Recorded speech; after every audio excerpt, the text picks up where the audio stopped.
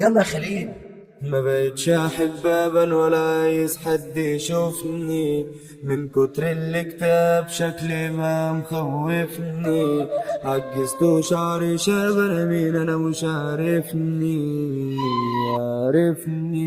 ما بقتش احب ابا ولا عايز حد يشوفني، من كتر الاكتئاب شكلي ما مخوفني. عجزت وشعري شاب، انا مين انا مش عارفني.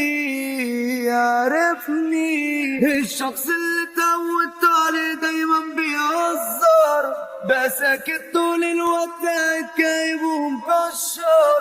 انا في ايام بالكم انا من جوا متدمر.